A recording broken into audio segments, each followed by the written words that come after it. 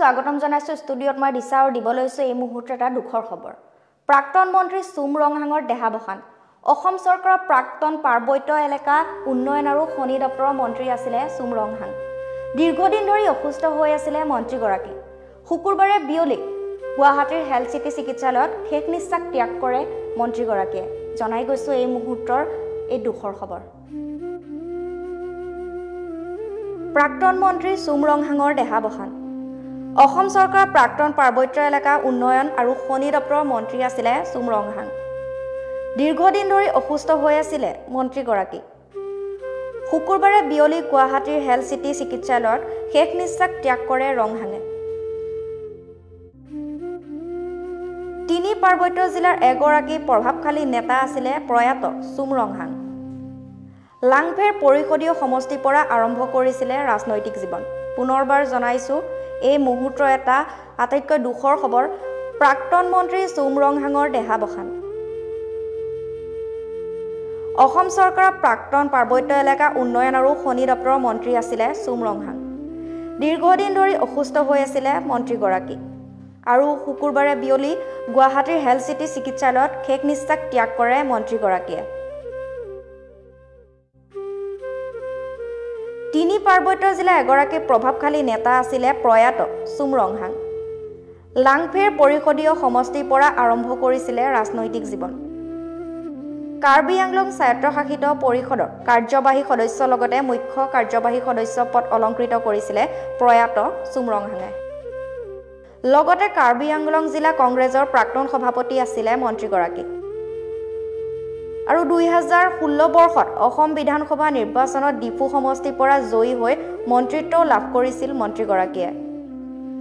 লগতে সমাজ সেৱাৰ বাবে ডক্টৰ বি.আৰ. আম্বেদকাৰ বঁটাও লাভ কৰিছিল মন্ত্ৰীগৰাকীয়ে সুম ৰংহাঙৰ বিয়োগত তিনি পাৰ্বত্য জিলাত পৰিছে শোকৰ ছাঁ মন্ত্ৰীগৰাকীৰ বিয়োগত শোক প্ৰকাশ কৰিছে কাৰ্বি আংলং স্বায়ত্তশাসিত পৰিষদৰ মুখ্য কাৰ্যবাহী সদস্য ডক্টৰ তুলিৰাম ৰংহাঙে মৃত্যুৰ সময়ত পত্নী জি জোৱাই পুত্ৰ বোৱাৰী নাতি নাতিনী সহ অজস্ৰ গুণমুগ্ধক ইহ সংসাৰত এৰি থৈ যায় মন্ত্ৰীগৰাকীয়ে পুনৰবাৰ জনাইছো প্ৰাক্তন মন্ত্ৰী সুম ৰংহাঙৰ দেহাবসান অসম চৰকাৰৰ প্ৰাক্তন পাৰ্বত্য এলেকা উন্নয়ন আৰু খনি দপ্তৰৰ মন্ত্ৰী আছিল সুম ৰংহাং দীৰ্ঘদিন ধৰি অসুস্থ হৈ আছিল মন্ত্ৰীগৰাকী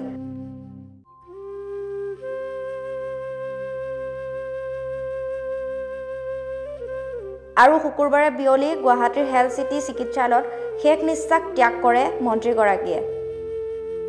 লগতে তিনি পাৰ্বত্য জিলাৰ এগৰাকী প্ৰভাৱশালী নেতা আছিল প্ৰয়াত সুম ৰংহাং লাংফেৰ পৰিষদীয় সমষ্টিৰ পৰা আৰম্ভ কৰিছিল ৰাজনৈতিক জীৱন আৰু কাৰ্বি আংলং স্বায়ত্তশাসিত পৰিষদৰ কাৰ্যবাহী সদস্যৰ লগতে মুখ্য কাৰ্যবাহী সদস্য পদ অলংকৃত কৰিছিল প্ৰয়াত সুম ৰংহাঙে মৃত্যুৰ সময়ত পত্নী জি জোৱাই পুত্ৰ বোৱাৰী নাতি নাতিনী সহ অজস্ৰ গুণমুগ্ধক ইহ সংসাৰত এৰি থৈ যায় মন্ত্ৰীগৰাকীয়ে আৰু মন্ত্ৰীগৰাকীৰ বিয়োগত শোক প্ৰকাশ কৰিছে কাৰ্বি আংলং স্বায়ত্তশাসিত পৰিষদৰ মুখ্য কাৰ্যবাহী সদস্য ডক্টৰ তুলিৰাম ৰংহাঙে মন্ত্ৰীগৰাকীৰ বিয়োগত তিনি পাৰ্বত্য জিলাত পৰিছে শোকৰ ছাঁ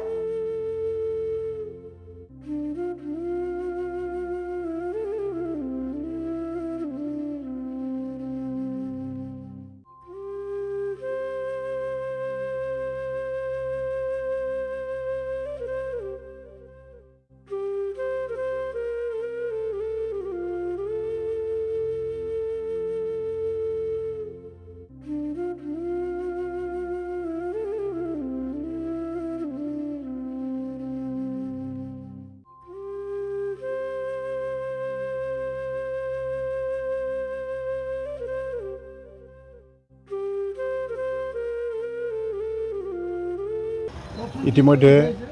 আমি গম পাইছোঁ যে আজি বিয়লি 4:30মান বজাত কাৰ্বি আংলং জিলাৰ এগৰাকী জ্যেষ্ঠ ৰাজনীতিক অসম চৰকাৰৰ প্ৰাক্তন মন্ত্ৰী লগতে কাৰ্বি আংলং স্বায়ত্তশাসিত পৰিষদৰ প্ৰাক্তন CM আৰু লাংফেৰ সমষ্টিৰ স্থানীয় MSC মাননীয় শ্ৰী মহাদেৱ আমাৰ মাজৰ পৰা আঁতৰি গৈছে তেখেতৰ বিভিন্ন সুদীৰ্ঘদিন ধৰি বিভিন্ন ৰোগত আক্ৰান্ত হৈ আছিল আৰু চিকিৎসাৰত অৱস্থাত গুৱাহাটীত তেখেতৰ মৃত্যু হৈছে। তেখেতৰ মৃত্যুত আমি বকলীয়াবাসী ৰাইজে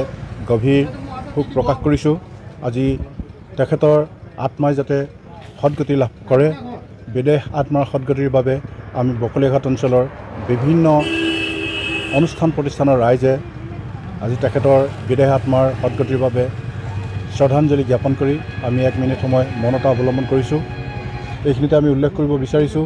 যে মাননীয় ৰঙাহাংদেৱ ৰাজনীতিৰ লগত জড়িত হোৱাৰ লগে লগে বকলীয়াঘাট আৰু লাংখেৰ সমষ্টিৰ বিভিন্ন অনুষ্ঠান প্ৰতিষ্ঠানৰ লগত ওতঃপ্ৰোতভাৱে জড়িত আছিল।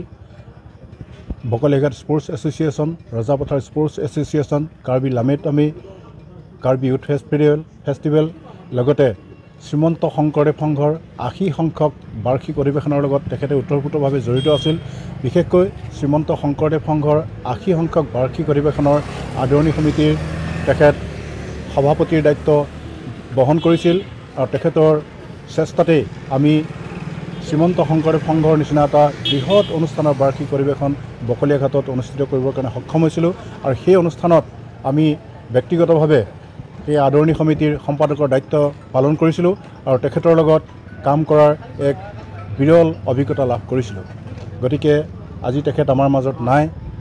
প্ৰত্যেকটো মৃত্যুৱে আমাৰ বাবে দুখজনক ঘটনা। তেখেতৰ মৃত্যুত আমি বকলীয়াবাসী ৰাইজে গভীৰ শোক প্ৰকাশ কৰিছোঁ আৰু বকলীয়াঘাটৰ বিভিন্ন অনুষ্ঠান প্ৰতিষ্ঠানে তেখেতৰ মৃত্যুত আমি মৰ্মাহত হৈছোঁ। আমি